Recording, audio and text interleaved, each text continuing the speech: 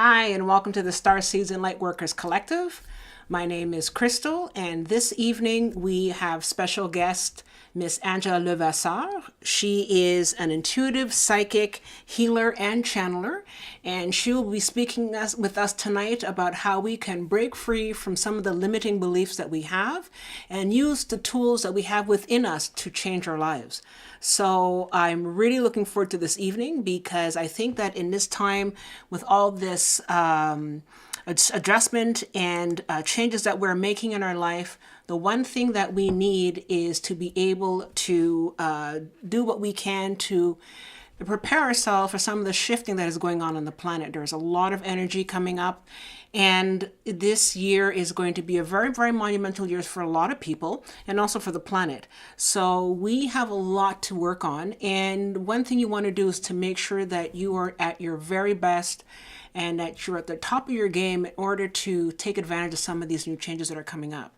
So without further ado, I will present to you Miss Angela Levasseur. Thank you, Angela. Thank you for joining us on the show today.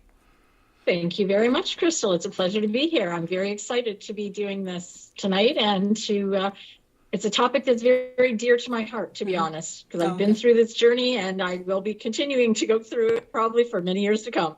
Okay, so I also want to tell people that our presentation is actually being broadcast from Canada.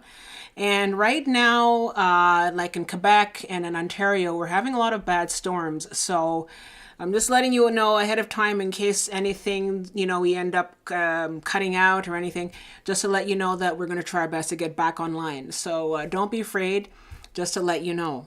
So Angela, what I was just saying to everybody that 2025, excuse me, 2025, 2026 are going to be some really, really rock and roll type of years because there's so much energy shifting on the planet and everything. But before again, if you want to sort of give us a little bit more background about who you are and what makes you so special, that would be great. Absolutely. Well, as you mentioned, I am a gifted intuitive. I'm a healer. I'm a channeler. I also deal with other realms. I can remote view. That is something that's only fairly recently come about. But I started knowing that I had gifts when I was about 7 years old. My stepfather passed away, and I happened to find out then that I could talk to the spirit world. Things sort of progressed from there. When I was in my teens, I started doing tarot readings and continued doing that until my 20s. Then at one point in my later 20s, I ghost hunted, which is quite entertaining to people. It's not quite what you see on TV, but it certainly can be interesting. I eventually got out of that because I realized they were trying to keep ghosts stuck here on Earth rather than releasing the spirits back into the spirit world. That's how they make their money. So I sort of decided that was not going to be my forte. I took an intuitive tarot course back a few years ago and basically re-entered into a lot of my gifts, which I had decided at one point, I just wanted to push them away. Okay. Well, for anybody who's out there who has gifts, that doesn't work. All they do is they keep hammering it back at you until you decide that you are going to acknowledge them and accept them and start learning. And that's part of what we're going to sort of start with today. But other than that, as I said, I've been going through many, many awakenings, and I have had lots of leaps and bounds. I've also got my Reiki too. I have my own business. I do Reiki, and it's actually readings and Reiki and much more. And the much more sort of encompasses all of the other things. I do clearings for people. I do aura cleansings, chakra clearings, as I said, the Reiki, but I also do channel messages for people. And I've done that at many different events now. I've had several people come back to me and tell me how accurate I was. And that's why they came back, and they were very pleased. And I've had many people say to me, your accuracy is very good. Yeah, absolutely. Just to let people know, we're having a little bit of a spotty transmission here. It's a little bit spotty, and so I apologize in advance, but there's a lot of stormy weather going on. and it's very hard for us to sort of, it's kind of glitchy. Also, there's, I think, I don't know, I think there's a magnetic, an EMP, Yes, there is. yeah, we had a There bit is. of what is it, a electromagnetic EMF, pulse yes. that Solar came, flares. solar flares, you know, there's really bad. And we So, have the planetary alignment going on, which is definitely affecting our communication means as well. yeah, exactly. So, unfortunately, I feel bad for you, Angela, because you're looking a bit spotty, and but I know your Oh, phone. You're well. doing your best with your phones. What can you do, right? Okay. Well, it's funny because it's not really spotting on my side, and it's very steady on here, so it's got to be something in the translation, but Yeah. we'll deal with it. Hopefully it continues all right. Okay. At least you Perfect. can see me. Yeah, we can see you. That's it. I couldn't even see you, so Exactly. So, as I was saying, and you just mentioned it just a minute ago, how there is a lot of change coming up on the planet, and I think that what's important, especially the topic of this evening, is that we're all at different levels of evolution, all of us. Some of us have worked more, some are more advanced, such as yourself. And we, even for the novice, we all feel that change is coming about. And so I think how we would want to start this evening is how do we, as people that are trying to get ourselves ready for these changes, what is the advice that we should start off with? Like, what kind of tools should we be looking at or working with in order to break free from our well, limiting beliefs? there are many of them, and I'll preface that with a quote which might give a little bit more clarification, because this is a quote from Joseph Keel. And what he says, and this is truly the underlying part of what we are all dealing with, and those that are more awakened are more into the spiritual portion. But once you start coming into that, you're dealing with letting go of the ego self and going into an enlightened spirit way. So the quote is, "The essence of our struggle is an internal one. The battle is not with external enemies, but rather within our own hearts and minds, a conflict between authenticity and ego. The ego often drives us towards conformity and superficial success, while our authentic self seeks fulfillment and spiritual enlightenment. In this internal struggle, we must choose to align with the spirit, which holds the blueprint of what we are destined to become." And that's the whole crux between all of this. We are going into a spiritual 5D upper level new world.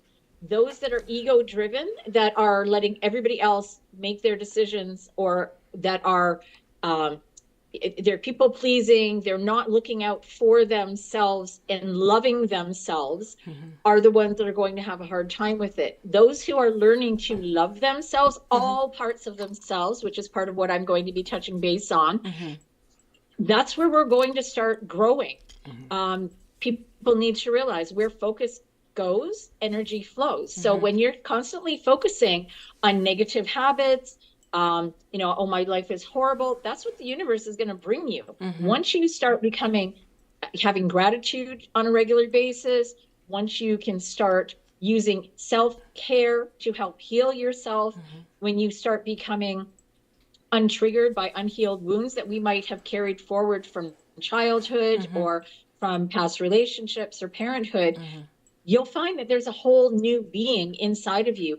And a part of it is not letting what's going on within the world affect you. It's being an observer as opposed to being a participant in what is going on, and not taking on that negative aspect. By observing and sort of looking at it from the outside in, we stay calmer, we stay more positive. And that's the whole idea behind this.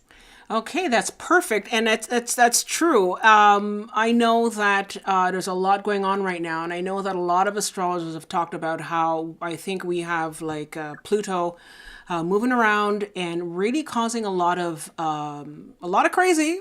And I just put it that way. It's really Yes, nuts. absolutely. In terms of politics, in terms of a lot of conflict in the world, we're going to see a lot of stuff going on. But like you said, we cannot internalize that. We have to really just sort of move on. and just sort of focus on ourselves. And people shouldn't look at that as sort of like, oh, you're being selfish. No, it's about self-care, and I think that's a part of the self-care aspect that we're talking about. Absolutely. Yeah, and in terms of let's just sort of break it down again. What kind of symptoms are people experiencing now? Because it's one thing if, like yourself, you're ahead, you know a lot of what to expect. But for somebody who's a novice and not somebody who knows that something's going on, but they're not really sure, what is it that they should look for in terms of symptoms? Like, what is it? What's happening with people? Yeah. As in, if they think that they're starting to become awakened? Yeah, exactly. Okay. Well, there are many, and they do vary because there are so many, and every person is different. You could start to think, well, first of all, a lot of people, and please take this lightly, a lot of people think that they're actually losing their mind and going crazy because you could have different players that come on board. You might be hearing voices that you can't see where they're coming from. You might get ringing in your ears. You could be seeing flashes of light. You might see spirit figures. You could be hearing angels, fae, gods, goddesses. But there's also things like just knowing, internal knowing, you feeling that every time you happen to go to a certain spot, your body might have a different reaction. Or if you're around people that are giving off a negative vibe, you start to notice that you feel ill. Or if you are in an environment, and this happened very, very much to me, I was in an environment where I couldn't figure out, I was physically feeling ill. And it was because my body could not handle the negative energy that was there. And I actually tested this theory by leaving the location I was at, going out for a little bit, coming back in. And then sometimes what you'll feel is that it feels very, very heavy. You may see wisps in the air. Any of these things. Oh, you also might be seeing extraterrestrials or beings in the sky. You're not losing it. Okay. All of these things are totally real. They do. Oh, I think we're having a bit of technical difficulties. So, oh, there you are. Oh, wow. Okay, so we're really getting a lot of electromagnetic issues here. So They don't want us to get the message. they don't want you to get the message. Exactly. So we have to sort of like, no, we have to fight. We have to sort of say, no, we're going to do this. And, it is what it is. So, unfortunately, it doesn't. yeah. So basically, so next up, in terms of what kind of tools should we be? What kind of tools did you feel that we should be trying to have in our toolkit? Well, first, what I'm going to sort of touch on, and I came across this, of course, today, and it's staying present because we can't live in the past and we can't live in the future. A big part of this whole journey is knowing what you can and cannot control. So outside of your control, because so many people worry about, yesterday, and you can't about. Wow. Sure. So you know what, Angela? You know what? I think we're going to call you on the phone because we're having a lot of issues here. I think it could be on our end. I know there's a lot of activity here, but I think, is it okay if I call you on the phone and then we can sort of continue that way? Wait. Absolutely. All right. So just 1 second, please. Hi, everyone. We'll just sort of do our best to get her on the phone. And, okay.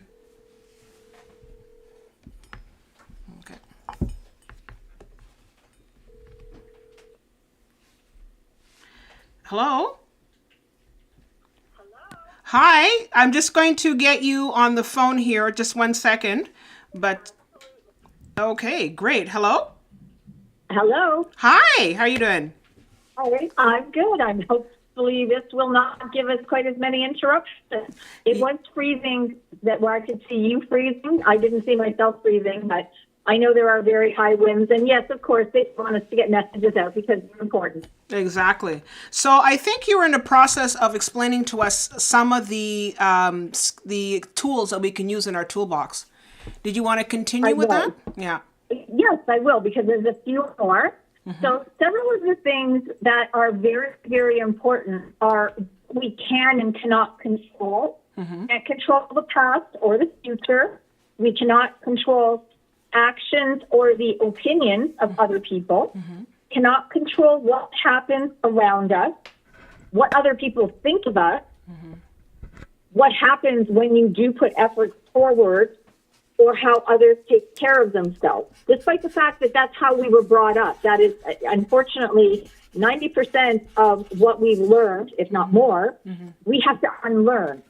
So what is within your control are your boundaries, and I'll be touching on that, your thoughts and actions, the goals that you set, how you speak to yourself, how you handle changes, and what you give your energy to. Because as I said, where focus goes, energy flows. So if you're constantly giving your energy to something that is negative, that's not going to be a good thing.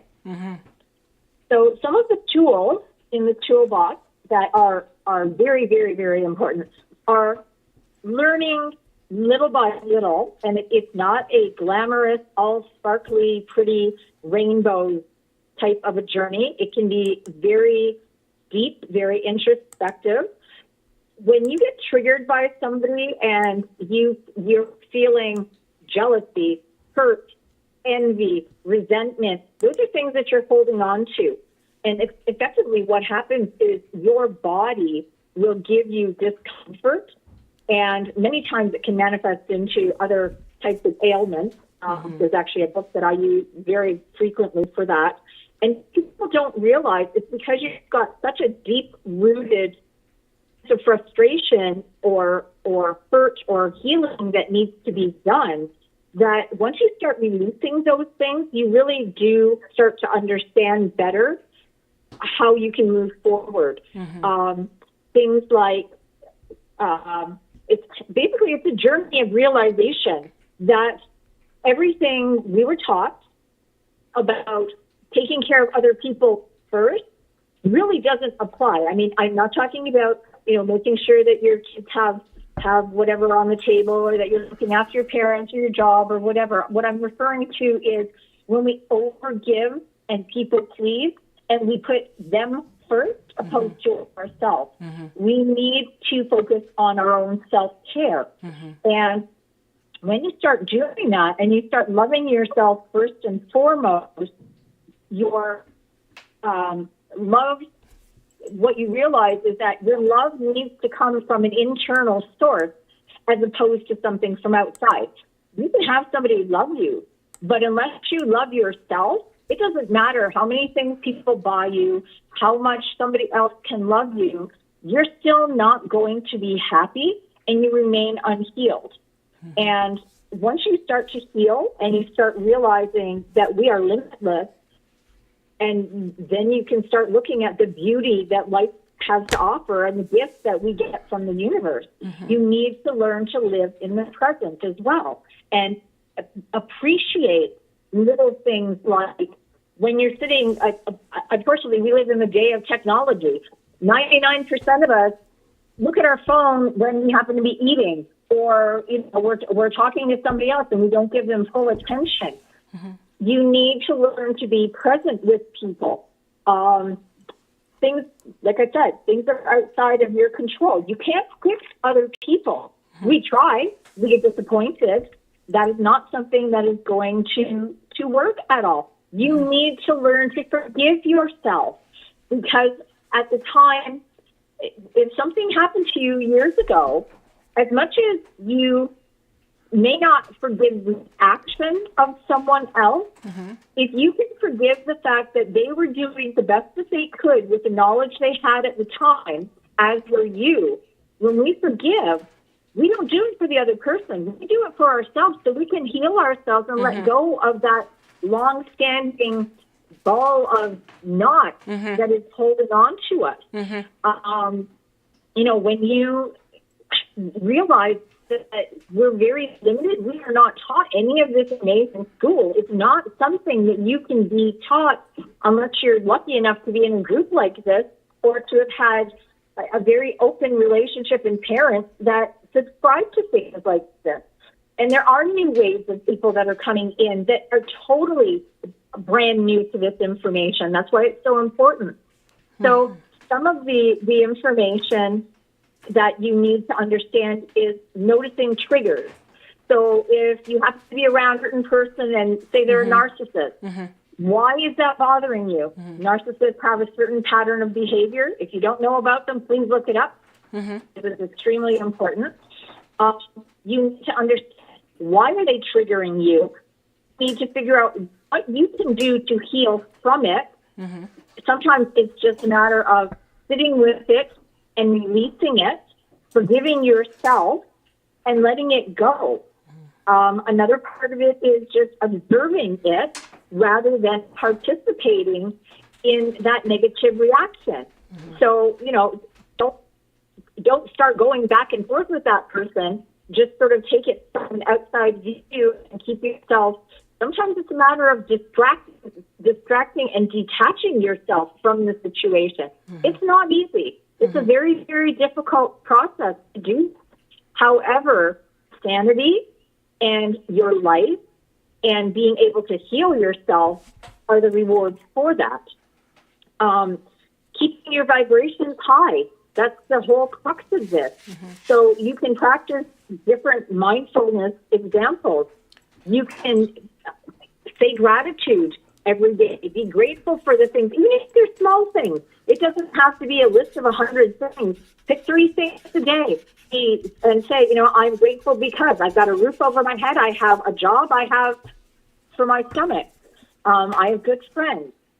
If you focus on negative things, it's a matter of changing your focus. It doesn't mean that you are going to let go of the fact that I have bills that I have to pay.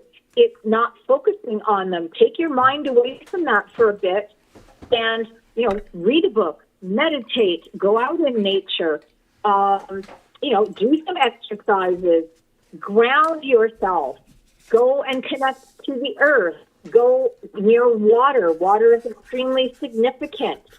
Meditate.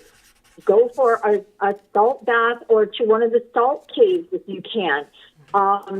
Make sure that you're setting boundaries and distancing yourself from people that drain you. And you'll know what that is, because when you get around certain people, whether it's on the phone or in person, you'll just feel by the time you finish talking to them, it's like, oh my goodness, I'm exhausted now. Limit yourself to things like that. That's self-care. It's very, very, very important. Okay. So that's really interesting. And you've gone through a whole list of things that we should be looking for.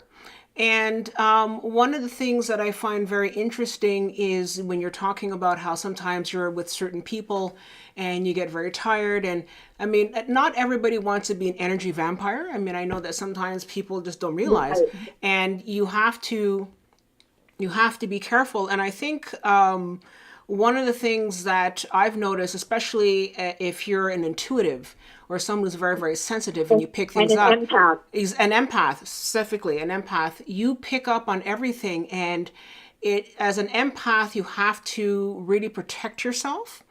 And so I wanted to know, what do we have to do? Because I know, for example, in the morning, I pray and I surround myself with divine white light.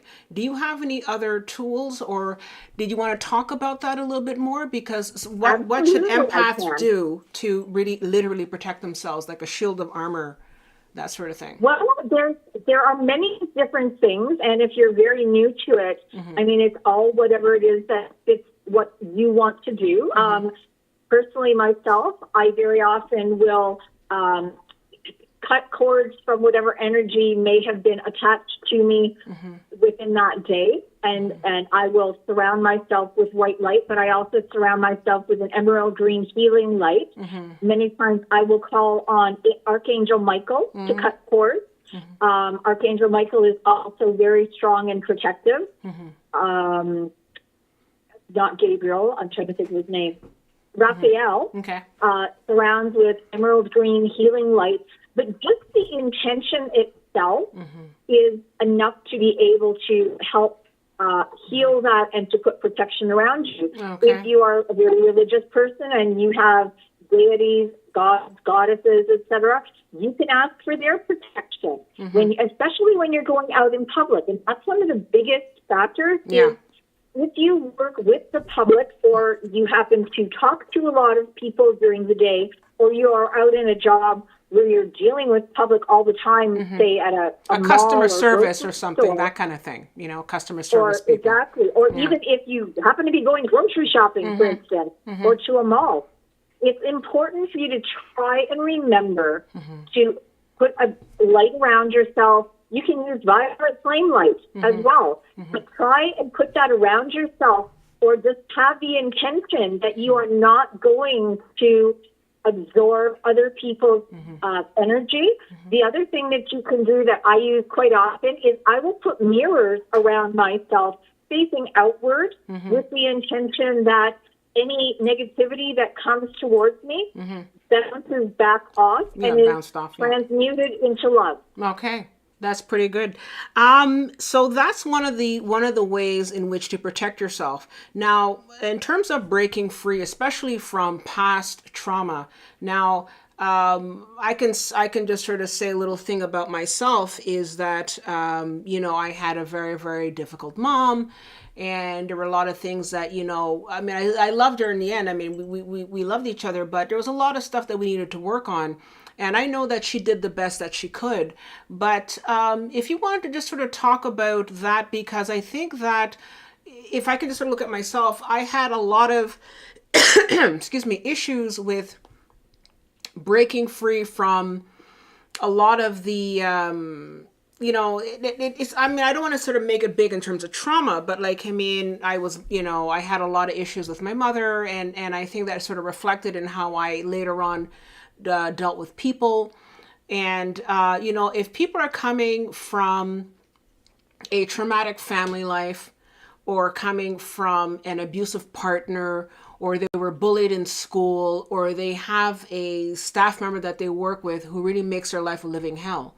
And I know we all been through that one, Okay. Yes. But, what that kind of stuff really sticks with you, and that sort of, and at some level I know that whatever, like you said, wherever energy goes, energy flows. And if you're always focused on the negative coworker, or you're always focused on whatever happened to you in the past, how do you break free from that? Because one of the things that I know I had to work on was breaking free from the past. And I said to myself, but I don't understand. I graduated from high school a long, long time ago. And I'm not going to talk about my age, but but long time ago. 25 and holding, and that's fun. But I was still remembering very clearly some of the things that I experienced growing up in and going to school. And if I might also add, and I hate to do this, but also add, for someone of color dealing with negativity of racism and all that kind of stuff, that stings, even if you don't show it. Yes. That you carry that with you. You carry that kind of, I didn't do anything and yet people hate me, that kind of stuff. So if you could sort of touch upon that, because that's a part of breaking free. Part of breaking free is, how do I finally let go of the past? How do I let go of the bully? How do I let go of the racist attack that I had? Or how do I let go of all these, the abusive partner?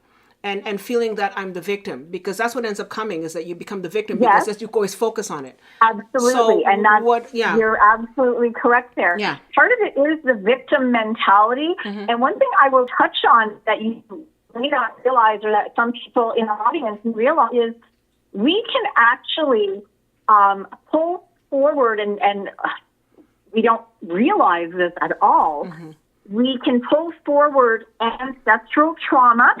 So in your particular case, a lot of it is the fact of coming from a Black background, and that's ancestral because all of your ancestors to you in chat. So that is within your genetic pool. We also can have past life trauma that can follow us forward.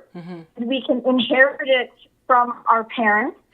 Sometimes if we are holding on to something and refuse to let go of it, we hold that trauma as well. Like say we have lots of grief because we had some that we love dearly pass on.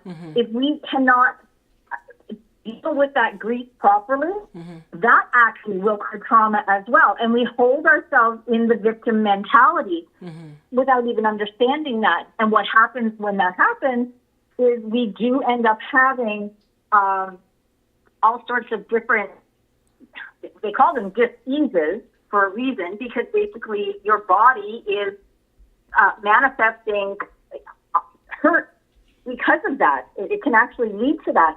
So in order to get out of it, I did touch on some of the, are many, many different methods that can be used to let go of those. You can go through, first of all, you can go through counseling, which I recommend to people if that's what to do. Some people want to, some people don't, and I will say this in advance. I am not any kind of a medical practitioner. If you have issues that you need to, by all means, go to somebody of the medical profession. Go to counseling.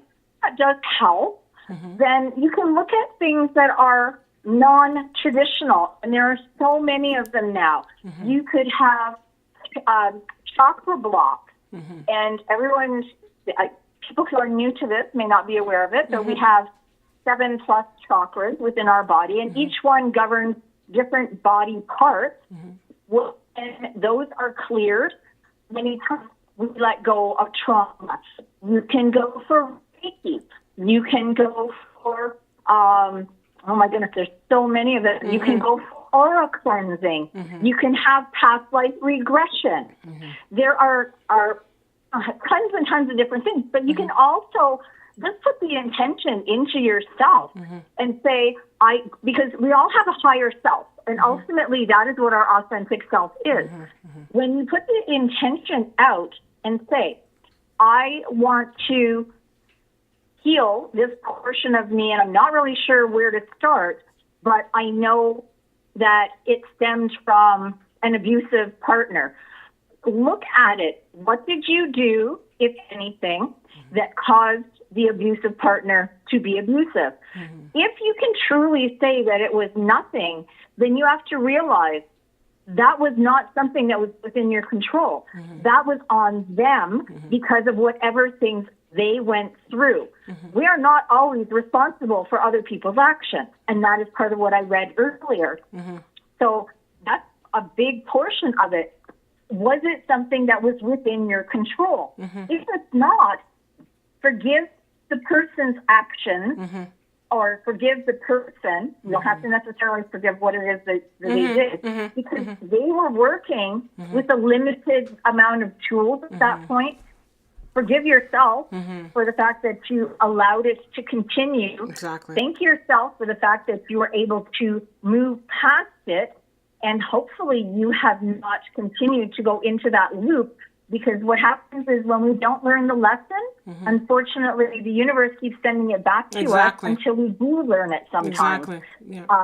And that can even extend into past lives. But you can go into a meditative state and just picture yourself, and this is very, very effective, and I know we've got a few members out here that do this. Go into a meditative state, or just sort of close your eyes and picture it being a different ending, a positive ending. That is a very, very effective tool. And that actually does change when you start doing that generations back for ancestral trauma. And your children going forward as well. People don't realize that. There's a lot of different tools that are out there. Sometimes you can be in the shower or in the bath, literally. When you have those things in your head, just picture them going down the drain and let it go. Don't bring it back up. Yeah. Boundary setting. Make sure you have boundaries. Stop telling everybody yes, yes, yes, and leaving yourself no time for you. Be strong in your boundaries. It's not easy. Detach yourself from a situation. You can still love somebody and be detached from them and not get drawn into their emotions and their drama.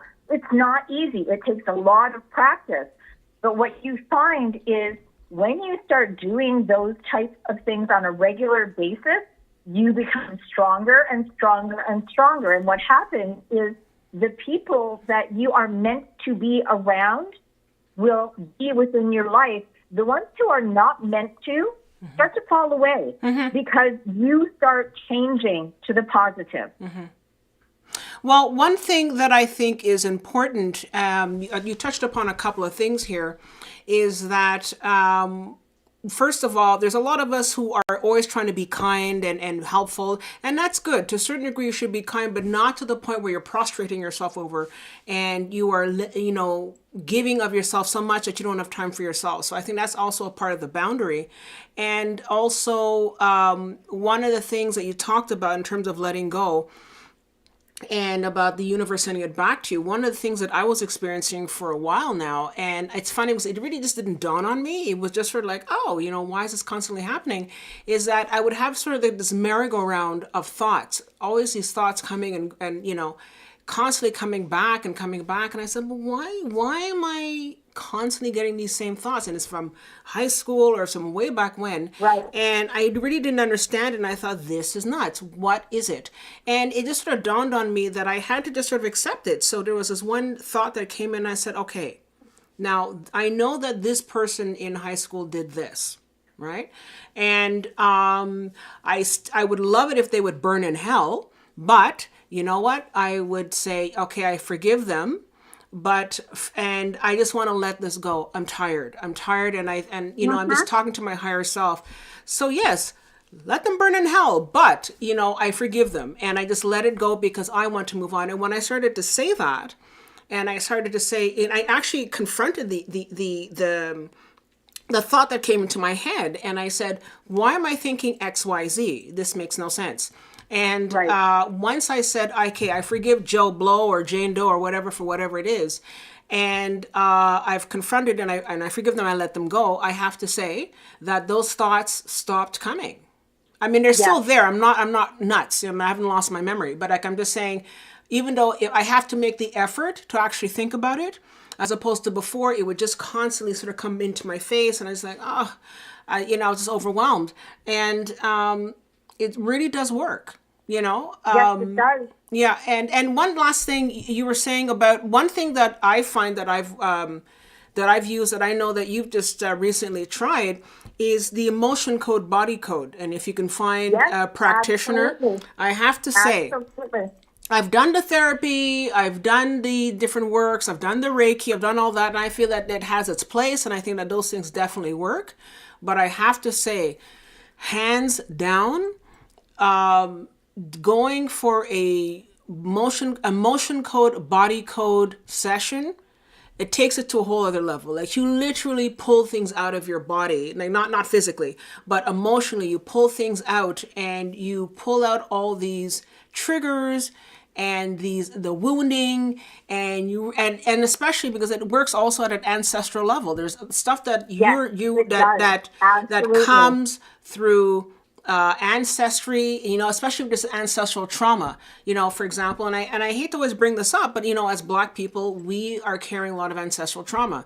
We are still carrying trauma, dealing with racism today and all that kind of stuff. And I don't want to get into race and all that, but that's something that we deal with, even if we don't think we do. Or if you're somebody coming from generations of abuse, in the family, yes, you're also carrying that as well. So people really need, I think, I can't recommend emotion code, body code enough. You should check it out. It's really, really good. You could find, I know that on their website they have practitioners all over the world, and find a practitioner and get it done. I swear to God. Did you want to just sort of comment on the sort of like the images that keep coming up, like the whole merry-go-round of images and stuff that keeps coming up? Because I find that that's something that keeps happening to me. It might be different for other people, but I find that for me, it was just sort of like such a nightmare because I just was, it's the thoughts were thinking me at some point, you know? Well, and unfortunately, that is the case because we don't realize how much we keep ourselves stuck when things like that happen. Because as humans and as ego-driven humans, we keep replaying in our head, what could I have done to make this better? What could I have done? What could I have changed? What could I have? Well, sometimes there's nothing that you could have done because that person is who that person is. And unfortunately, that's how you drive yourself insane. That's where the people-pleasing portion of it comes in. And you think, okay, I've tried A, I've tried B, I've tried C, I've tried all the way up to Z. This person is still like this. Well, maybe you need to either change the way you're reacting to them or set strong enough boundaries or, you know, actually detach. And it's not an easy thing. I've been through it. You know, you have different things that come into play. You might be married and in a horrible, horrible marriage, and you stay there because of kids. I'm not saying to continue to allow the abuse, but what I'm saying is change your reaction to it so that instead of becoming embroiled in something and going back and forth, just try to observe it more so than, you know, entertaining all the negativity that goes back and forth. It's not a simple solution, but it is an effective one. But I mean, obviously, you know, if you're in an abusive relationship, I mean, you know, yes, we're talking about doing different things, obviously. And I'm just going to take a sort of like a segue on this one, because if you're in an abusive relationship where your life is threatened, please call out to helplines and get the help that you need. Kids or no kids, get the help that you need. And I think that what's happening here is that I think it's a matter of finding, once you've found a solution, then to work on yourself and to say, okay, I've been through this horrible thing. Why me? Okay, I get it. But then work on it and try to find the best positive. And that's when you have to start working with your own tools to be positive and to say, well, I got out of that situation. I'm out of that. And now I can work on myself and taking care of my kids and all that jazz. So, and that, I just sort of wanted to sort of put that in there. No, you're absolutely correct, because that's when you release the victim mode. And instead of saying, oh, you know, I'm poor me, I got myself into this and now I'm stuck here. It's like, no, good on me. I got myself out of this situation and I'm moving forward in a much more positive light. Exactly. And another thing that when you were mentioning is, I like the idea of using the archangels, and it's not about being a Christian or all that kind of stuff. Like you said, you can use your own gods. And I mean, I don't know enough about other religions to start quoting. I know that I've definitely worked with Archangel Michael, and I have to say Archangel Michael is my number one guy because he is really quick. Like he's instant. And I asked him and I said, look, you know, I'm having this issue, and Archangel Michael, please ABC, you know, and help me out. And I find that he is so good, you know. And I mean, Raphael, I know who he is, obviously, but I haven't worked with him as much. But I can tell you, if you're going to work with one person, work with Archangel Michael, and he's good because he takes a sword and he cuts all the cords and he cuts all the BS and all that stuff. So I don't know. Absolutely. Yeah. Well, the other thing that people may not realize is once you start awakening and you start realizing that you have your higher self and you have your own guides, every person has their own guides. You can very often ask your guides for help. And it's a matter of asking them. Don't assume that they're going to help you. They have to have your permission first. Exactly. So if you just say, you know, hey, guys, I'm in a situation, and we can have angelic guides, we can have spirit guides, we can have past loved ones as guides. I mean, we can have intergalactic guides. It's a matter of giving them permission and saying, I need your help. Please show me solutions. And then look and listen. You may get the answers in different ways. You could get the answers through song lyrics when you're listening to a song. Exactly. You could get little flashes of light. You could get feathers coming down. You might have somebody come into your life that just happens to say to you, oh, hey, I'm doing this. And you go, oh, my goodness, I was just talking about this. So it's a matter of paying attention to. And that's one of the reasons we need to be present, because there's so much life that passes us by when we are not present that those moments are never going to be there again. Exactly. Yeah, no, for sure. And I think that it's important, and you're right, asking about the guides. And I think that people have to understand that it's not the Hollywood perspective, because I think a lot of people Not at think all. that, No. okay, I'm going to ask my guides, and then there's going to be a big flasher that's going to like break open through the ceiling, and there's going to be light coming down and feathers, and it's going to be like, angel and all that kind of stuff. No, no, no. I mean, maybe some people have that, who knows? But I think that with especially with guides, it's a much more subtle energy. Even though they're higher Absolutely. energy, it's much more subtle, and you have to be quiet. And I think that if you work on your meditation, and if you just work on just being at quiet and at peace, put away the cell phone, put away the social media, all that kind of stuff, and just sit quietly. You can actually, and you're not going to get a booming voice in your ear. You're just going to get a sensation. Well, you know what I mean? I mean, you can get, some people do. Yeah, exactly. But you know what I mean? Like there are a lot of people who feel that the Hollywood's going to start coming in. And it doesn't always necessarily have to be that. If you just sit quietly, and you just get the sensation, because they communicate through sensation as well. I don't know if you want to sort of. You can ask them. I mean, one of the things that I do very often, because I work with a number of different, I call them friends, but I also have people who are clients of mine. And I say to them, if you feel that you are trying to be, that your attention is trying to be gotten by something, ask them to give you a sign or give you the message in a way that you actually can understand it. Because sometimes you'll get little flashes, or you might get it in dreams, or you might get it in another way, and you think, I don't really get it. Ask them to clarify it so you can really understand it, and it will happen. Yeah, and but if you're so distracted that you're not paying attention, you're going to miss it. Yeah, exactly. And also, one of the big things that I've, a lot of people have been talking about is follow your intuition, because sometimes you'll say, should I? You don't even ask it out loud. You're just sort of saying, gee, should I go to the store or whatever it is? And if you just sort of have this intuition, all of a sudden, you know what? Don't go to the store. And sometimes what I see, and I can only speak for myself, is that is that I'll just sort of have this thought in my head, should I go to the store, or should I do whatever? And I literally get a vision, like a thought, a vision I can see in my head that if I do this, you chances are I might slip down the stairs or whatever it is. And it just comes to me, I don't even try, just sort of like, boop, there it is. And it's happened to me on a number of occasions where I don't listen to my intuition, and what I saw was going to happen actually happens, or something different. But it just means that, I really should have listened to my intuition and not done ABC, and instead sort of stayed home, because that's also another way that your guides talk to you. They will send you a little, and that's something that as you become more awakened and as you begin to trust your higher self and learn, so that you're not going, because ego, we always question, am I not? Is this real? Am I imagining it? Whatever. Once you start trusting your higher self, you start to understand that, yes, that is real. The other thing that we have a lot of times are synchronicities. So you might be thinking about somebody and they call you, or you see constant number patterns.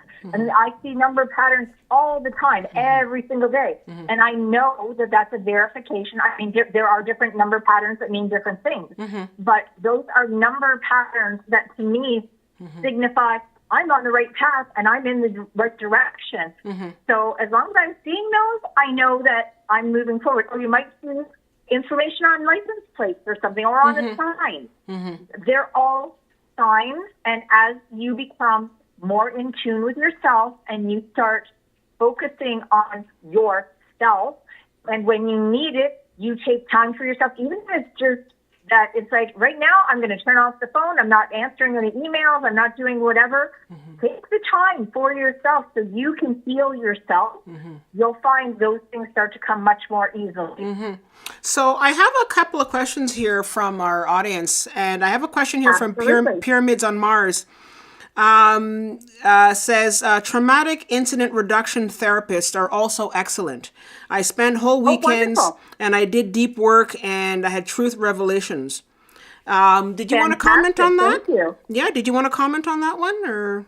I've never heard of that type of a therapist, to be perfectly honest. So I really appreciate that. I mean, I know that there are all sorts of different types of therapy out there that are alternative medicine type, holistic. Thank you for that. That's a great one for our audience. I really appreciate you sharing that with us. Yeah, thank you. So for those of you who might be interested, it's called Traumatic Incident Reduction. And I'll definitely be looking into that one. But looks like it might be an interesting format for those, if you're looking for something that works and you want to try a different modality, why not? And I have another question here from Galaxy Dreams. Ask, how can we encourage an objective viewpoint when dealing with one's past experiences? A lot of times it's basically for a past experience, it's pulling yourself out of that situation and literally playing it as though it's a movie that you're watching and then making informed decisions on it as though you're somebody in the audience. I mean, if you gave a specific example, it'd be a lot easier. But like I said, with the abusive relationship, it could be, being in a household where you were constantly belittled and put down, which leads to a childhood trauma, which means that as an adult, a lot of times you feel very unloved. You seek validation through all the wrong means, things along that line. So when you're trying to heal those past ones, it's, okay, how can I change that moving forward? What can I do for myself starting today? And it can be in little tiny baby steps. It doesn't have to be a great big leap that is going to actually lead me to a better pathway. Am I recognizing the fact that I had a bad childhood? Can I forgive the person that perhaps caused whatever the trauma was? Do I have to go to therapy? Is there things that I can do for myself and be kind to myself and start to love myself without getting outside validation? Because this whole journey is internal validation, not external. And that's what people have to really, truly realize. External validation comes from ego. As long as we continue to seek external validation, I mean, it's fine for somebody to say, hey, you did a good job. That's not what I'm referring to. I'm referring to when we think that we have to have all these material things to make us happy, and we're still not happy. Or we need to be with somebody, and we have to be with somebody in order to be happy because that's how we were sort of brought up. It's being happy with yourself alone and realizing, you know what? I'm a pretty damn good person, and I deserve all the stuff that's good coming to me, and I'm going to work on myself because I'm worth it. Okay, so those are some really good, interesting things. So in terms of tools, and how about, for example, people who, who are always being kind, people that are always trying to please other people. Where does that stem from? Because there's also that too, where there's an expectation that you have to do something for someone. Yeah. Well, that one's actually very dear to me, and it's been a long time that I've been able to finally get out of that particular habit. Again, a lot of that is having validation that in order to have somebody like you or in order to be in somebody's good books and being afraid of somebody saying no, or being afraid of saying no and being afraid of rejection. That's where those stem from. And it's a matter of putting up boundaries and saying, you know what, I don't mind helping you, but I only have half an hour that I can be there and help you with whatever it is. Or I'm sorry, I don't have time right now, because you're putting yourself and your priorities first. Okay. When you start losing yourself, and you touched on this earlier, because of other people's priorities and putting other people first, look at yourself internally, because chances are you're not happy because of it. Yeah, no, for sure. And the thing is that also making sure that it's about being happy as well, because that should be basically your compass to say, well, am I happy Absolutely. doing this? Like, I mean, is this what I really want to do? And I know that there's a lot of young ladies out there who can understand this, where you want to get the attention of a guy, and you want to, you really, really want this guy to like you and all that kind of stuff. And it's hard sometimes, especially when you're younger, because you're like, oh my God, this guy's so hot, and if he could just like me, blah blah blah. And Yeah, and you end and up we compromising we your compromise value. ourselves. We compromise. Yes. And I remember Yeah. this one time where I really wanted this guy's attention. Like, I don't know, 20 some, and I wanted this guy's attention. And I remember thinking to myself, he didn't call for like about a week. And I said, screw this guy. He's not calling me, and I'm out of here. And so I was at home one night on a Friday night, and I was watching this amazing documentary. I forget what it was. I think it was on Japanese traditions or something like that. I really was having a good time. I was at home. I was cozy and comfy.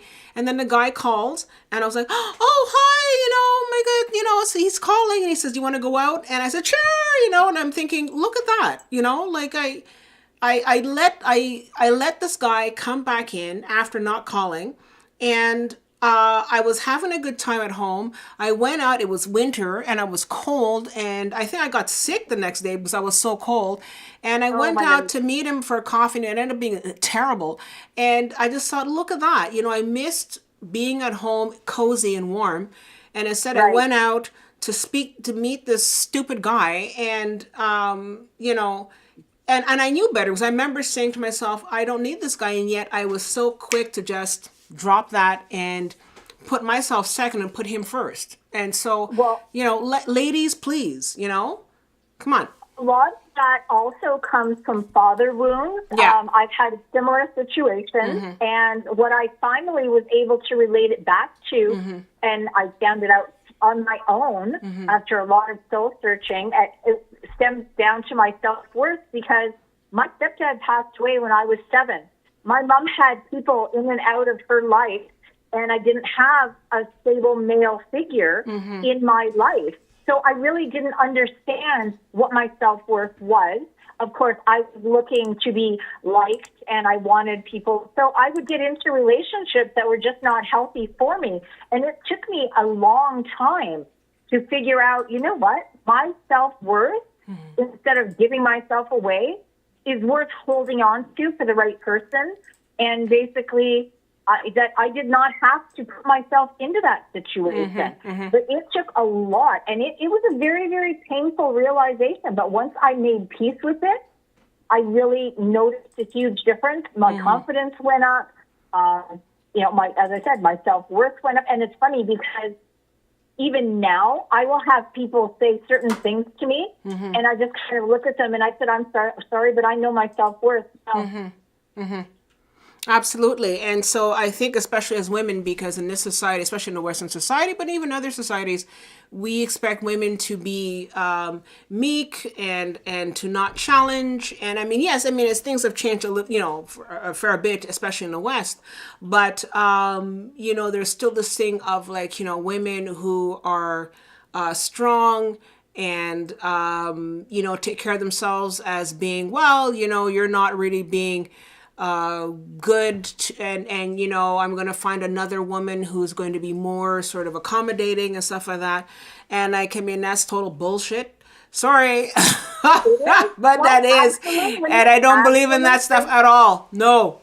Well, no, because then they're basically trying to coerce you into something, Yeah. and that means that they have their own insecurities. And when you start looking into it, it's like, okay, why would you stay with somebody who is going to try every time that you want to exercise your freedom and your right to speech, that they are going to try and bash you down? Exactly. A lot of that goes back to narcissistic behavior, and I've been in a couple of narcissistic relationships. I know the red flags now. Yeah, exactly. But you don't realize it at the time. Yeah, exactly. But you don't realize at the time because you're not awake and aware.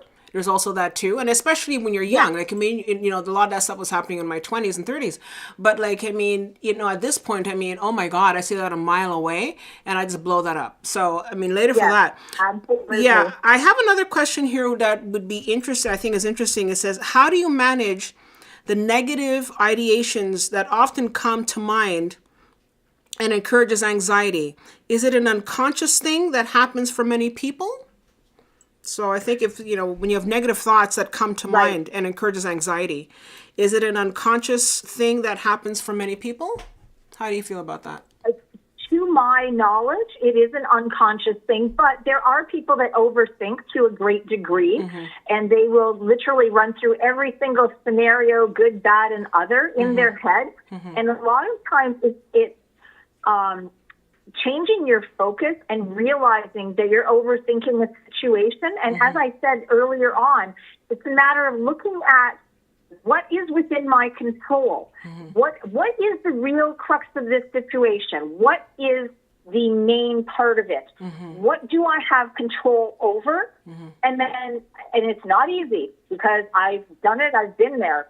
It's a matter of saying, okay, this is within my control as an action reaction. All these other things are not, but it takes a lot of practice. And for some people, I mean, they may need to go and talk to a physician and have medication because of, additional anxiety. But there's also techniques that you can use, like breathing techniques, refocus techniques, write down the information so that you've got a positive and a negative side, or the what are the advantages if I do these things, or what are the disadvantages if I do these? There are a lot of different types of methodologies out there that could be successful, but it's a matter of knowing whether or not you're even willing, because some people just don't even want to try them.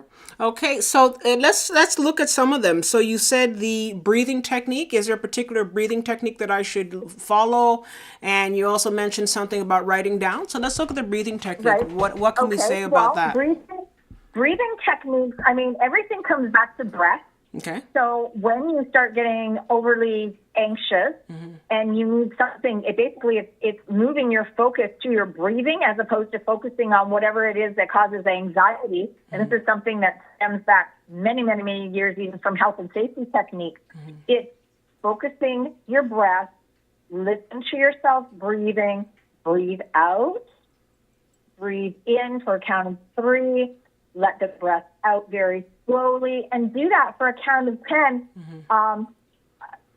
You may very well realize that, okay, now I'm calm. I can see this in a more orderly fashion. If you're still anxious, you might have to repeat it. Okay. Or you might have to try another focus. And for those, one of the things that I know it sounds very kind of, just very mundane, but you know what? Sometimes when I've had a really, really bad day, or I'm just sort of like really low, what I like to do is I like to sort of put on my headphones, and I like to listen to some of the best music that I like. I love my music. Absolutely, and I start yes. singing at the top of my lungs, and maybe it sounds like a dead cat, but I just start singing. And by the time an hour later, I'm much better, because the whole singing has raised my vibration, just the singing and having fun, or going out. And look, I'm always an advocate for good health, but hey, if you want to have that chocolate cake, ladies, go for it. Don't be like, I don't want to gain like a couple of pounds. Who cares? Have the chocolate cake. Moderation. And you deserve but have fun. to treat yourself.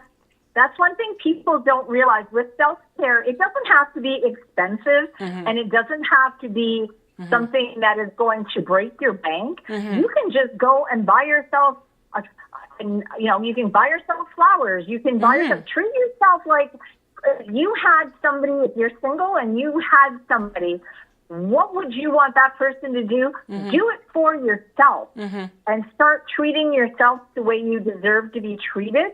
Don't break your bank, within your own budget. But it's something that, use your fine china. Have a glass of wine occasionally. You owe yourself those things. And it doesn't matter whether you're female or male. It doesn't matter. Treat yourself the way you want to be treated. You will find people start treating you better because you have raised your self-worth. Exactly.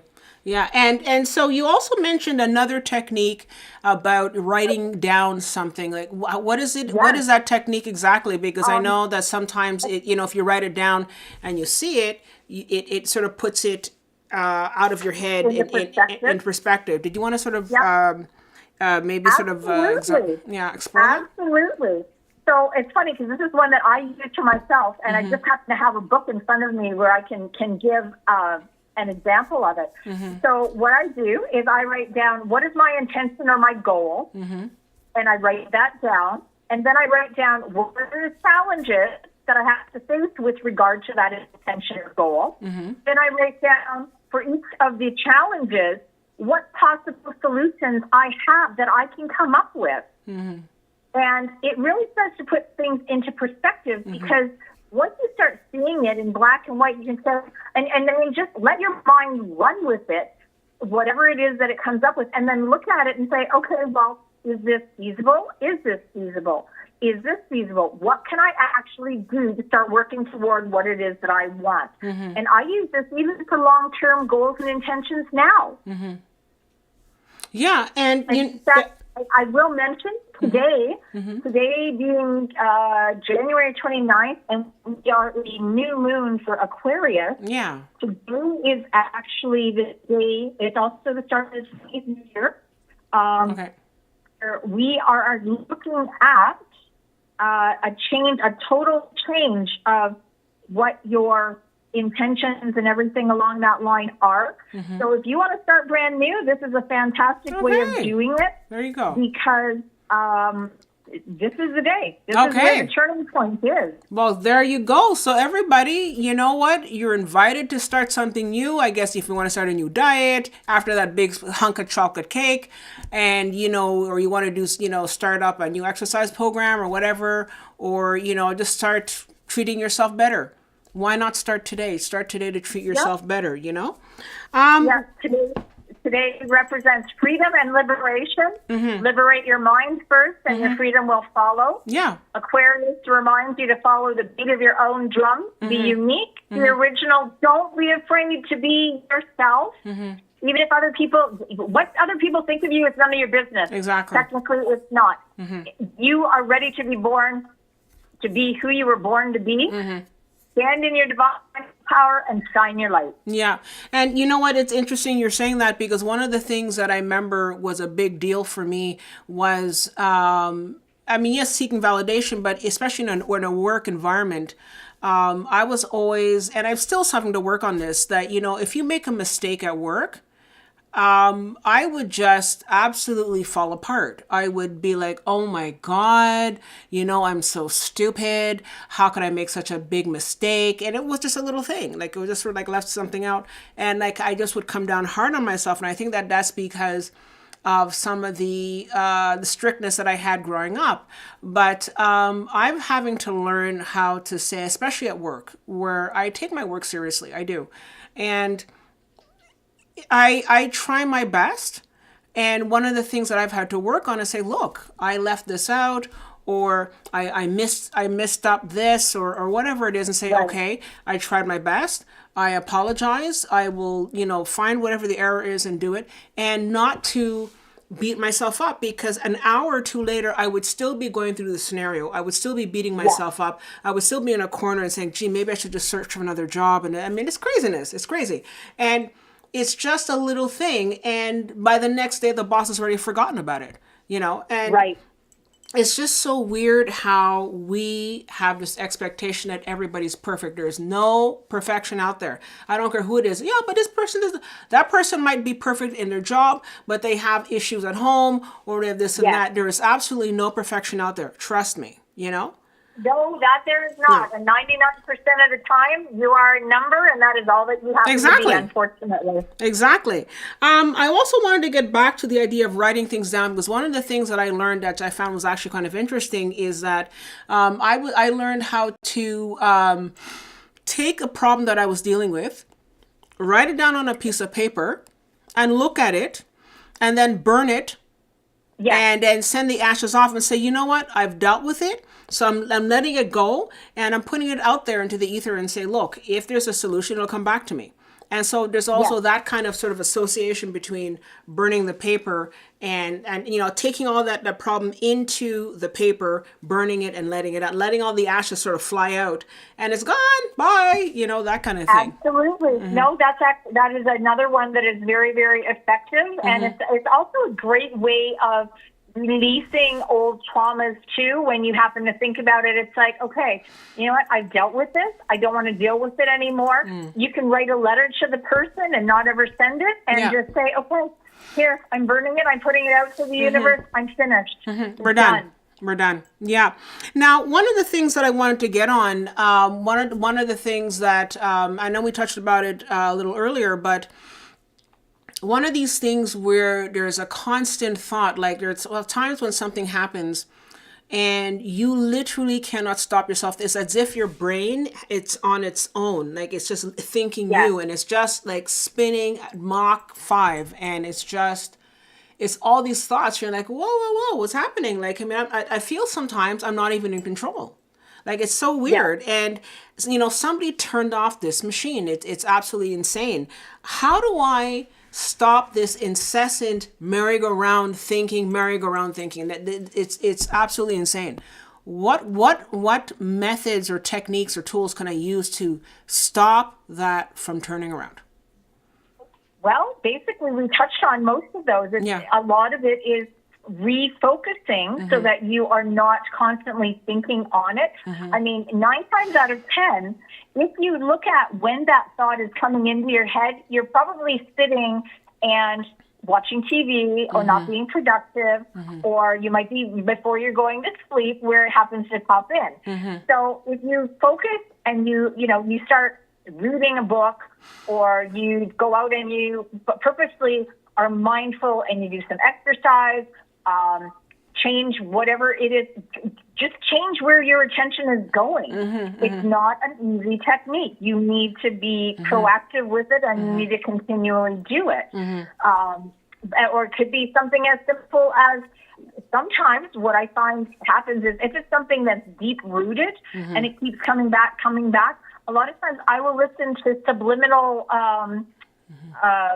Hertz messages. Sometimes those help. I mean, there's tons and tons of them on YouTube that you can get, and they're free. And different frequencies help to feel different areas. Is that 432 hertz, or are there particular hertz that work specifically with the brain? Like, I think, 432 or something? You can look it up. If you look up what hertzes do work with different specific traumas, you will find it, because I had a list at one point. There are dozens of them, and they go all the way very low up to very high. Sometimes this, again, focus on your breath, get your chakras realigned, go and, talk to somebody about it, bring it to somebody else and say, okay, you know what, I keep thinking about this. Sometimes, and as you said, write it down. Sometimes just getting it out of your brain.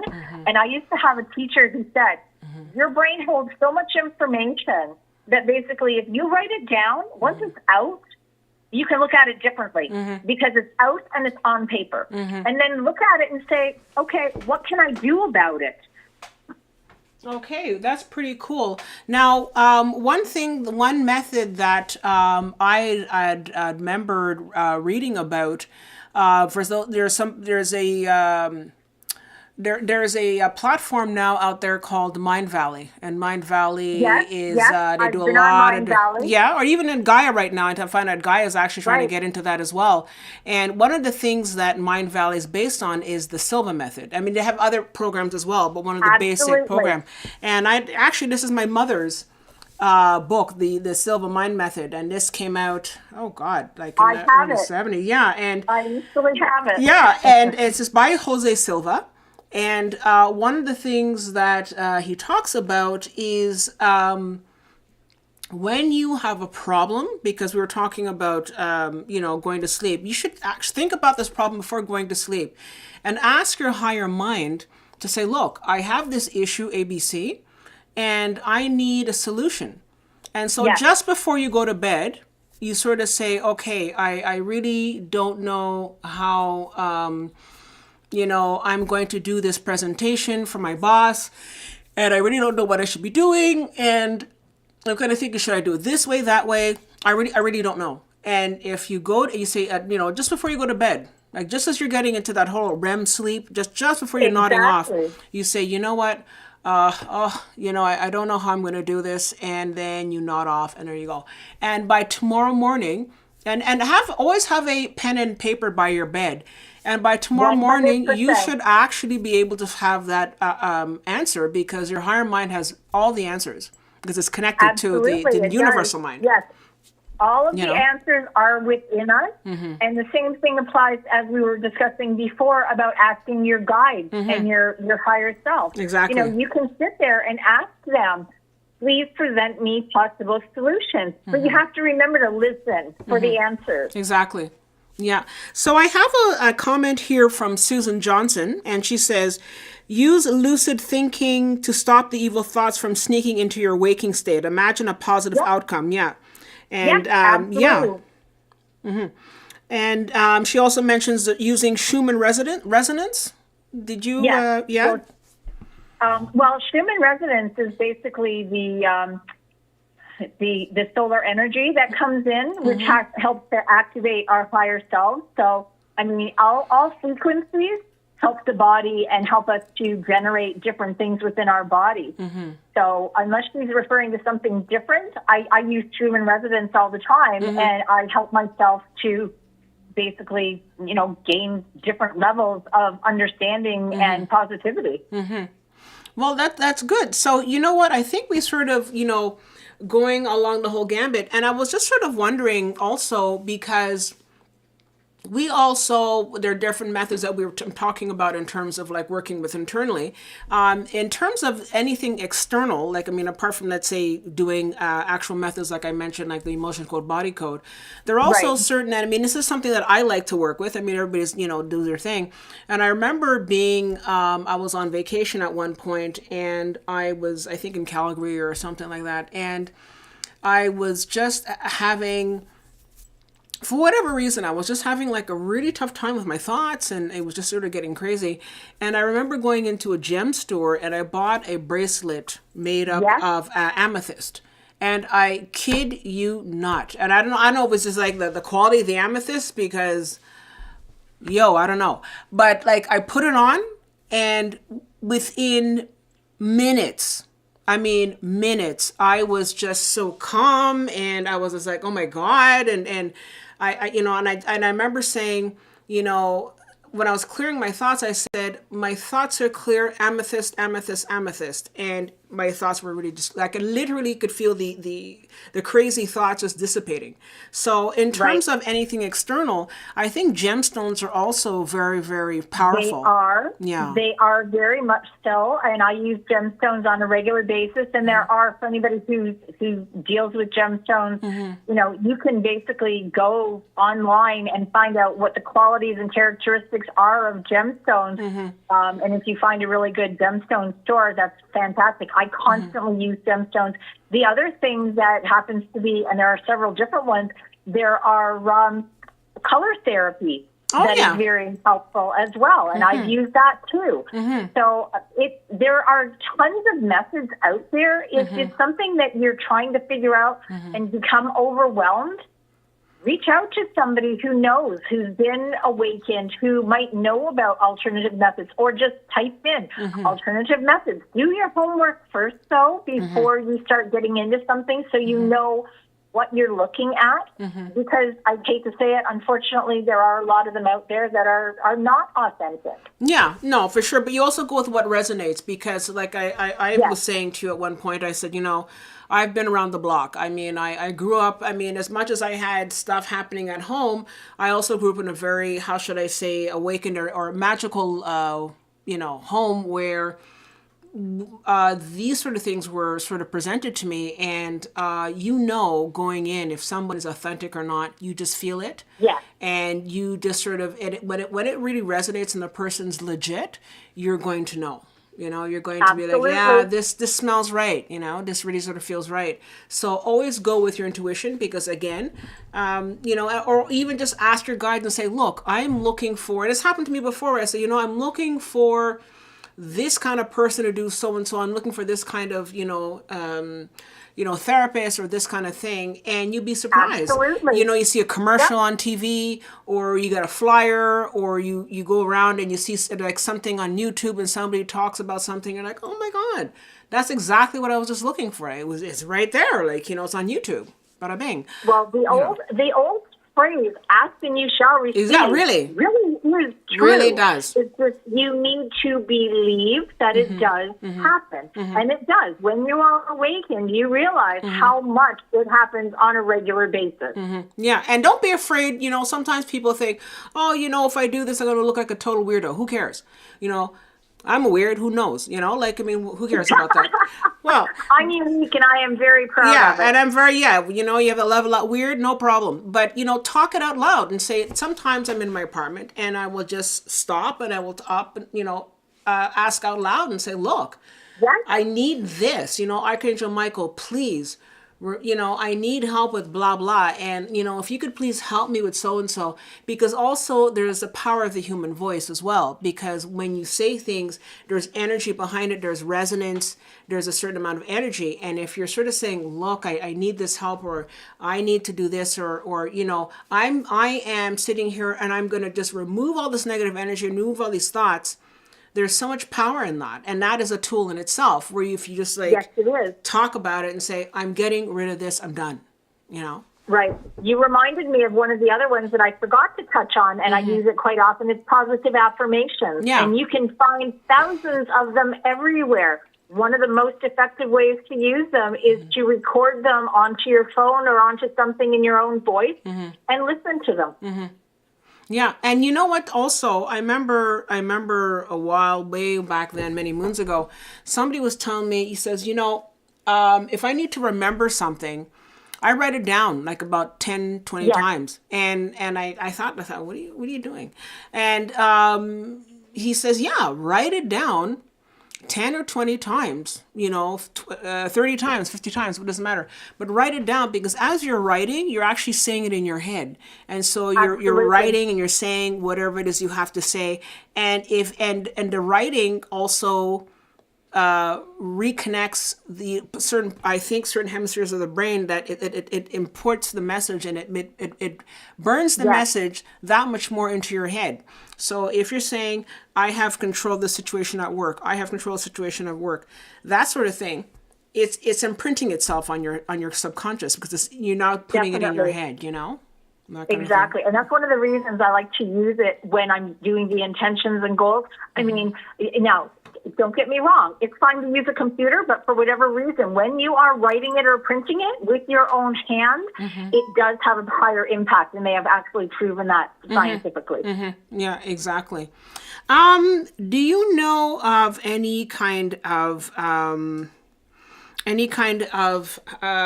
don't know, maybe I was sort of going out on left field here, but any kind of contraptions, like, I don't know, some people have said when they meditate under a pyramid made out of copper or any stuff like that. Yes. Did you ever sort of encounter those types of actual tools? And they can actually be very, very beneficial. I've actually used pyramid power myself. I have also used crystals to help me with meditation or with solving other things. You can use, I'm trying to remember now what it's called. The name is escaping me. But yeah, there are all sorts of different, and you can also use things as simple as, for people that believe in it, tarot or oracle cards when you're trying to do different things. And Exactly. I'm very familiar with those. It's something that I do myself. Yeah, absolutely. And I've had other people help me with that. We're not mind readers by any means. No. But you can also ask people who are intuitive, awakened, who might be psychic, just be open-minded, because there are all sorts of different things that you can do. You can do it yourself. Like if you want to have answers to something, you don't need anything fancy. You can basically, some people use runes. There's all sorts of different methods out there. Yeah. One of the things that's interesting is that when you learn to do the tarot, and I mean, I've done the tarot for many years, and my mom used to do the tarot and all that, and it's true. You're not looking to sort of predict the future, so per se. But what's interesting is that what you learn about the tarot, if you read about it, they'll say that the tarot is basically a channel to your higher self, your higher mind. And what's actually giving you the answers is not some, mystical thing out there. No, it's your higher mind giving you the answers. And it's really about your subconscious mind, being out there and giving you the answers. So when you do the tarot cards, and you don't have to be the top of the line, you don't have to be Madame Blavatsky. No, it's just a matter of you have a book, you have some cards, and you just shuffle. And even just the act of shuffling clears your mind, and you just sort of like you shuffle the cards and you put it out there. And you'd be surprised. On many times I've had issues where I've said, what's happening at work about this, or what's happening with this person, and da da da. And I am so clear that this person is this, and they don't like me, and oh my God. And then it's happened to me before where I shuffle the cards and I lay them out, and it'll actually give me a very different answer. And it makes sense. It is sort of like, no, this person doesn't hate you. This person is having an issue at home, or this person is having so-and-so. Exactly. And I will go to work, and then I will, by hook or by crook, I find out that, it's true that this person is actually having such and such. And I thought, oh, okay, because, that's why they're acting the way they are, because they're going through whatever it is that they're going through. And sometimes people are not as emotionally intelligent as they could be. And they let loose on you, that kind of thing. But also it's about not taking it personally, because if they have an issue, absolutely. And that's don't something take it on. I was going to say that we have to be very cognizant of is, rather than taking somebody's outburst personally, we don't know what's going on in that person's life. Exactly. It could be just a bad day that they're having, or a bad moment that they're having.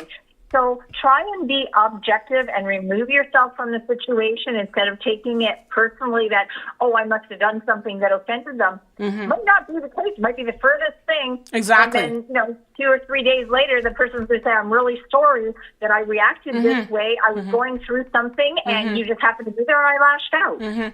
Yeah, and you know what's funny? You mentioned something about, I think I might have, because that was my big thing. That is definitely... Oh my God, that's a Crystal thing to do, because I would say something or do something, and then I go back to my desk, or I go back, whatever, and I said, oh my God. I think oh my God, I think I must have offended this person. And I go through all night thinking about it. And I'm such a dog because I did this, that, and the other. And I just make this whole scenario in my head. And so now I'm causing myself anxiety. And then I go tomorrow, the next day, to apologize. And I run to apologize. Oh my God, I'm so sorry. And a person's like, what are you talking about? Well, you know what happened yesterday? The thing. Oh, okay. No, you didn't offend me. No, not at all. That's not what happened. And I'm like, oh. And meanwhile, I walk away. I walk away thinking, oh my God, I went through all that anxiety and all that crazy. And then they're like, what are you talking about? No. No. So you just also, I think for me, it was also about learning not to take everything so, look, I know I'm a good person. I'm a kind person. And I know that I never do anything to hurt people purposely. I don't do that. Exactly. And so the thing is that there's also the certain level where, you know what? I cannot control what people think. And it'll happen from time to time where I might do something or say something in person. Like, oh my God. And it's like, no, it's not. And I cannot put myself constantly shifting my body and all this kind of stuff just to sort of please everybody. So it goes back to that whole pleasing thing. And look, I'm fair, and this is what it is. And, I can't help you right now. I have to do something. And people get, and they get upset. Well, you know what? That's too bad. I'm sorry. And I have to stop, and I have to learn how to say, you know what? It's too bad.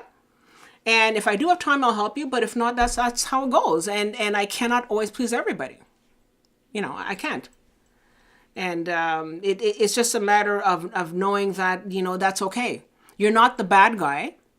because you cannot help everybody in That's right. Yeah. And you can't save the world. No. I mean, we could try our best to sort of like bring positivity into the world, but like, yeah, I know what you mean. I have another comment here from Susan Johnson, and it's going back to the whole concept of the Schumann resonance. Okay. And she says here, it's a planetary rhythm that has to be in sync with human brain waves. Planetary identity is Schumann resonance. Brain waves are soul identity. Both must match to become compatible. That's an interesting comment. That's interesting. What do you think about that? Yeah, well, I do know a lot about the different resonances. So, I mean, obviously, when we have things like a Mercury retrograde, where everything seems to be going very strange, that makes perfect sense. Yeah. And I have another comment here, I think from Chris. He says, in a university, professor explained that taking notes by hand forces you to think about what it is that you're thinking about so that you can retain it better. So I think that's sort of what I was saying about when you write things, you retain it better. Yep. So, there's that as well. And, but if you can sort of tell us a bit more about how you had mentioned working with fairies or the fae. Did you? I think you touched upon that. I've worked with the fae. I've worked with extraterrestrials. I've worked with many different other beings, and essentially, a lot of it just comes back down to the same thing we were talking about before. If you have a particular deity or goddess, or, angelic being, whatever. It all depends on what it is that you're trying to find out. And I mean, you can work with any and all of them. It's what you're comfortable with. If you resonate with something specific, ask them for their help. They will help. People tend to laugh and they say, oh, well, that's not real. Well, maybe not to you, but I absolutely believe, because I've seen it with my own eyes, and I've felt it, and I've had effects from many, many different places. So I never, if somebody presents something to me that I'm not familiar with, I always look at it. I will take things with a grain of salt, but I always look at it as, yes, it's real, because it's a likelihood what that person is experiencing. And sort of, you mentioned extraterrestrials. Have you worked with any extraterrestrials, like a particular extraterrestrial or a certain group before? I have worked with many of them, actually. Yeah, can you want to tell us about that? Well, I can't. That's technically enough for another whole show. But okay. Essentially, what I have realized is in my past lives, because I have been shown many of my past lives belong to many different extraterrestrial groups. Draconians, Arcturians, Lyrans, Lemurians. There's a few other ones, but what I've come to realize is that I still have those connections to them, and basically I've had some of them come visit me. I've had information come to me through them, but I'm also, as I said, I can remote view, and what I'm finding is there's information that I get, and this is not something I was even aware that I was able to do. This is something fairly new to me, where I can basically, it's like looking at a picture, even though you're kind of standing there, and you get all of this information and download. It's like being right there, looking at a movie going on, and it's very, very accurate. Okay. So those are all things that apparently are gifts that I've been provided, and I share them with those that I need to. Okay, and on the idea of extraterrestrials, would you say you're a part of a particular group? Because one of the things, I know it's a sort of off topic, but one of the things that I was starting to realize, and I thought that, would be interesting to work with, is that I think that when I look at different extraterrestrial groups, one of the groups that I really resonate with is the Andromedans. And it just sort of kind of dawned on me at one point. I wasn't even looking. I was just sort of more, it's something that's been actually happening much more recently, where I would look at something, or I saw something on YouTube and they were talking about the different groups. And the And Andromedan it groups, resonates with yeah, you. and it resonates with me. And I just was, I'm thinking, especially now with all the changes happening on the planet and all the changes energetically, one of the things that we've talked about on this channel before is that one of the things that we can look forward to is having more contact with our galactic cousins. Absolutely. You know? Yes, so Crystal First Contact is definitely, there's a website Yeah. it's called it's firstcontact.com, and it's, I'm a part of that. I resonate with many different groups because of my past lives, not just one. So I actually had, in fact, I sent it to a friend of mine very recently. I have, I think it's about 5 or 6 different characteristic descriptions of the different groups that I mentioned and then some. And I literally resonate with every single one of the descriptions. And I understand why, because I've seen myself in situations in past lives with every single one of them. So for me, it's not just one group. But yeah, no, they are right now trying, well, they are present. They've been present on Earth for quite some time and like literally trying to make contact with us for quite some time. A particular group called the Ponce have been around on Twitter, which is now X, since 2015. But I know I've had direct contact with them on a couple of occasions. I know we were talking at one point about all the different UFOs that happen to be, and I'll call them UFOs, in the sky that have been showing themselves, because that is part of what this new world is going to be about. They want us to know. They want us to make contact. And they are, now, mind you, it comes with a caveat. They are looking for people who are right-minded, who are pure of heart, who have good intentions and good people. You know, and that's a big part of it, because they don't want us hurting each other. They don't want us being malicious to each other.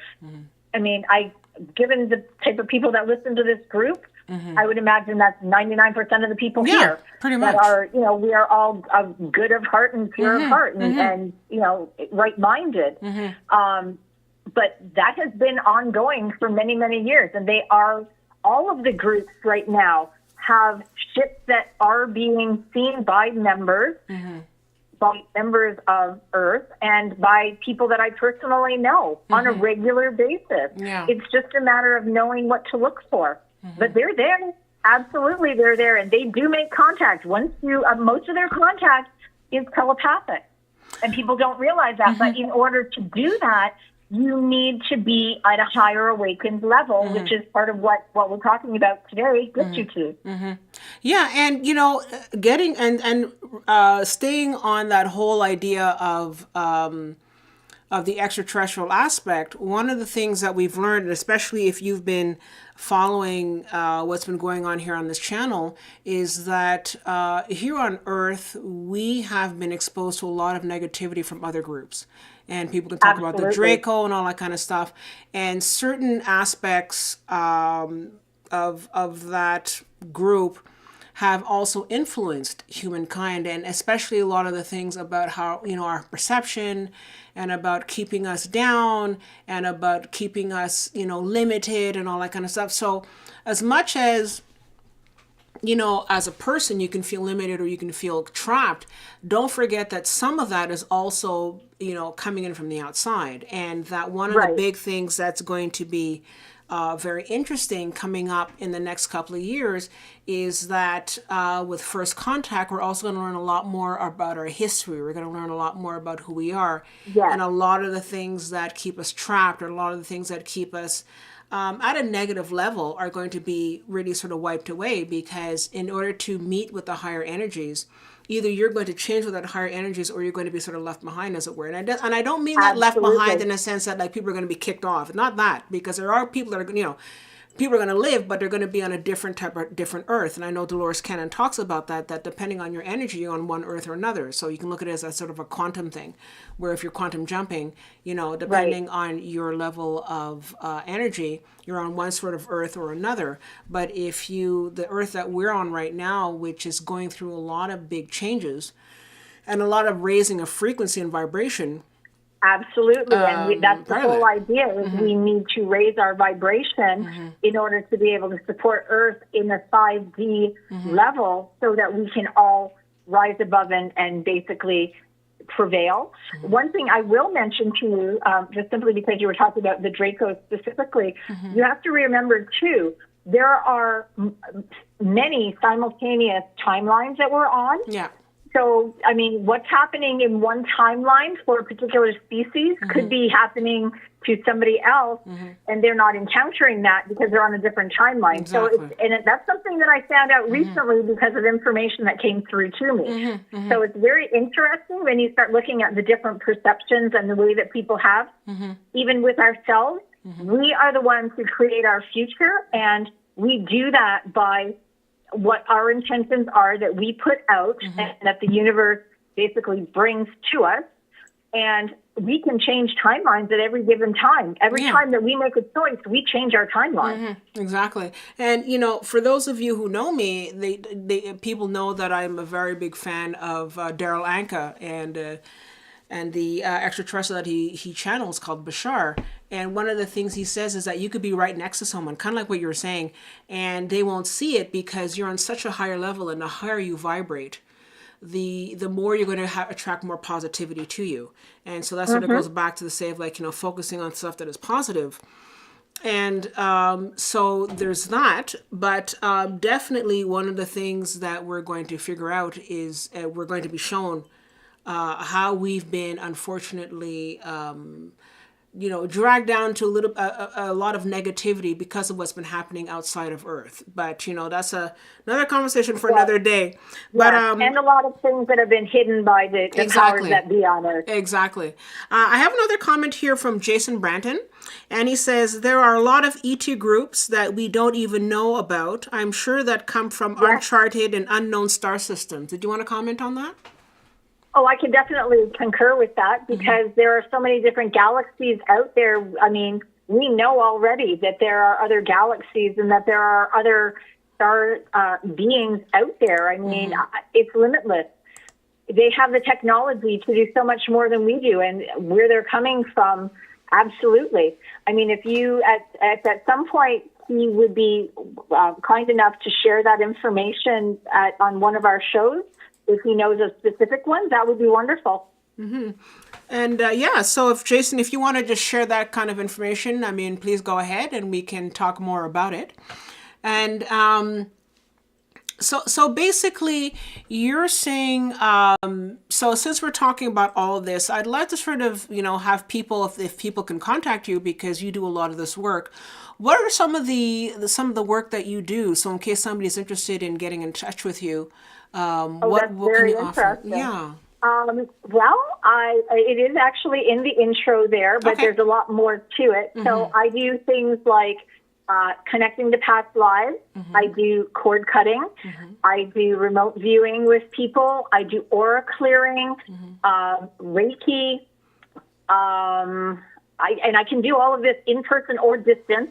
I am very adept at doing it in both ways. I can connect to all sorts of different collectives and realms, including the fairy realm, the dragon realm, different, as I said, extraterrestrial groups, depending on you know, how it just, a lot of it just depends, but normally I have no problem connecting to them. They have no problem connecting back and forth to me. I'm just trying to think what else, because there's so many different things that I do. But And essentially, it's a lot of it. Oh, and tarot and oracle readings as well. So a lot of it is very intuitive work. Okay. And also you mentioned, and I want to sort of go a little bit further down on this. You mentioned something, because we talked about tarot and oracles and how they can give you messages. You mentioned that you started doing a lot more channeling.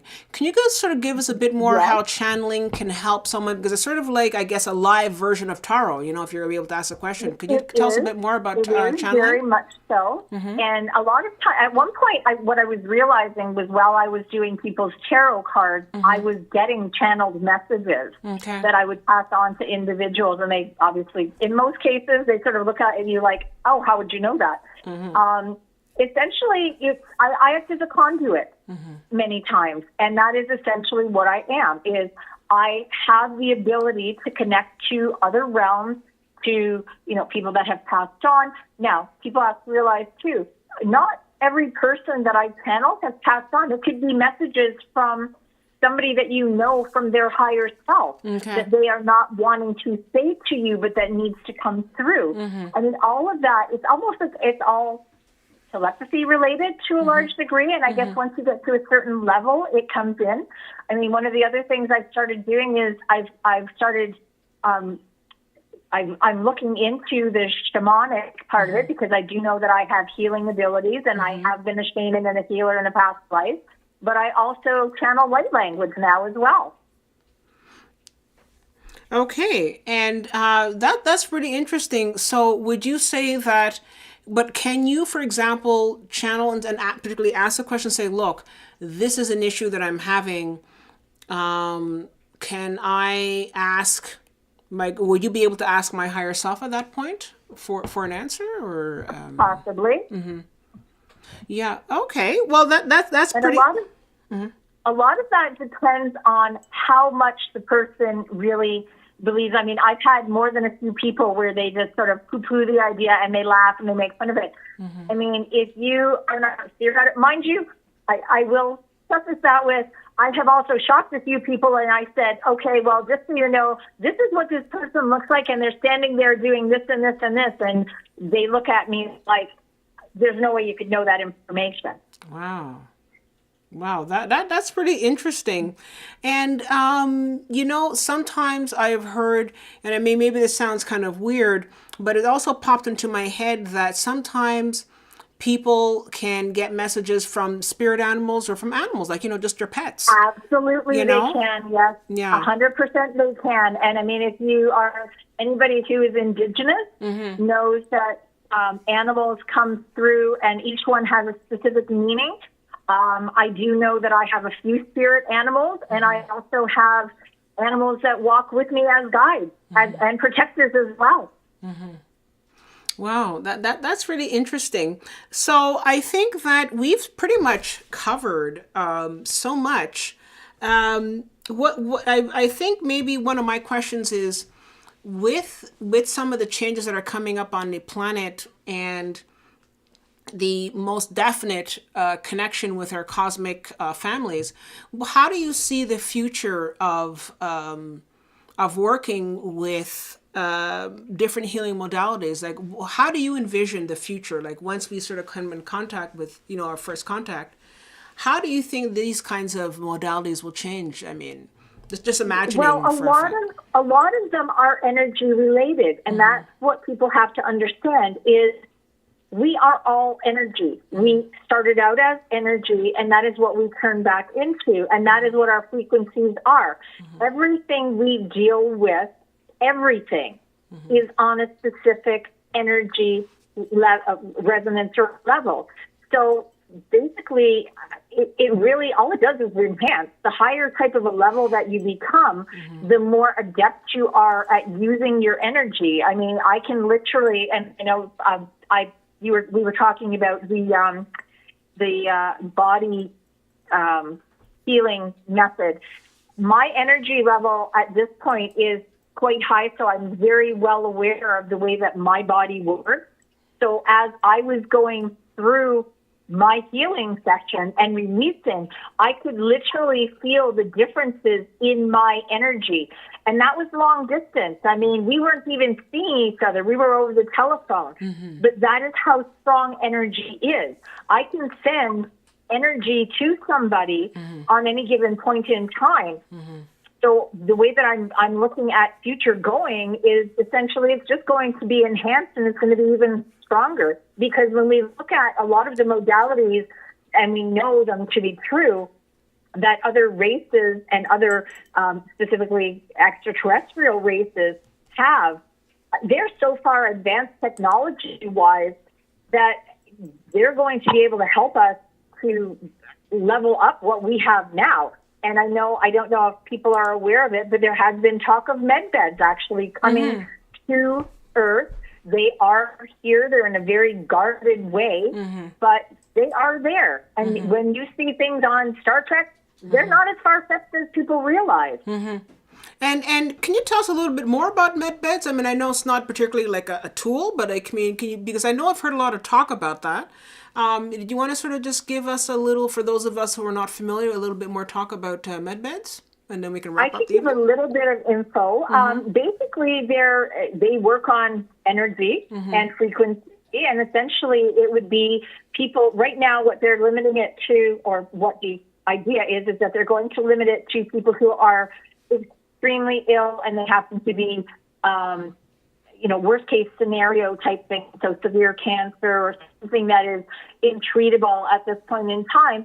And essentially it's where somebody, and we actually had somebody that was on our show had something similar to that, where basically the person would go, they would lay in the bed, there would be certain frequencies that are going to pass them, and by virtue of those frequencies passing over them, it rids the body of whatever dis-ease happens to be in their body. I'm not saying it's going to be 100% effective because I don't know 100%, but it certainly can change the body's mechanics. But so can a lot of other things, as long as you are aware of what it is that you're doing. I mean, energy is limitless. It truly is. We'll understand what it's capable of. And one last thing I wanted to ask, and I forgot to ask this, but and I don't hear about it being done as much as like I did like maybe a number of years ago, but people using, for example, tuning forks, different types of, or even singing bowls. Did you want to sort of talk about that? How does that help the body? I absolutely can. Again, we were talking about the different hertz levels, and if you go on to, like I said, YouTube, etc. I actually belong to a group, and we're going to be doing a presentation in March, I believe on the 23rd. Okay. And one of the people there use singing bowls. A lot. Each one of them is at a different hertz level, and what happens is each of the hertz levels affects different chakras in different parts of your body. So as they happen to be using the singing bowl, that frequency goes into your body and actually helps to realign what happens to be out of line. They're very, very effective, and you can pull up on YouTube all sorts of things like that. I used one of them to simultaneously clear all 7 chakras at the same time. Some people hear it as noise. I hear it as beautiful chime. Yeah, no, for sure, because I think that, especially I find that when I've been exposed to singing bowls, is that it puts me in a meditative state. Yes. And in particular, I have my bowl here, and I'd like to sort of, like, if it's okay with you, I'd like to sort of, help us to clear. Absolutely. Yeah, so I think we're almost towards the end of our presentation, but I just want to sort of take a moment to clear our energy and to clear the atmosphere here. So let's go. Well, thank you for that. That's very generous of you. Thank you.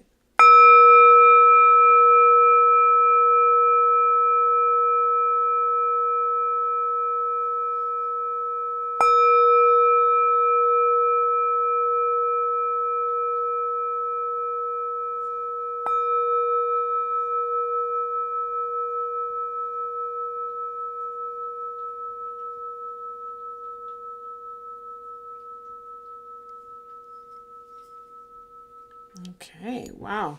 Well, I really enjoyed our conversation tonight, Angela. I just want to say thank you so much. Thank you. I did as well. And I love being on here. I love being able to share information with everybody. Absolutely. And I just wanted to just say to everybody, I've put down in the information below the video all of Angela's information. So I really, really suggest you check it out. And, she can do, I guess, local or distant healing. And she's had nothing but positive reviews for a lot of the work that she does. So really do check it out and, see what she's about. And I just want to say thank you to everybody who came tonight. It was nice to be with you, and we look forward to seeing you in the next video. Thank you, guys. Absolutely. Thank Thank you. you. Thank you so much, Crystal. It's been a Absolutely. complete pleasure, and I look forward to seeing you all again and listening in on all the shows because I'm always out here. Yeah, exactly. Thank you so much. And thank you to everybody. And bless you. And we look forward to seeing you in the next video. Take care. Yes. Be well. Be well. Whoops. Oh, well.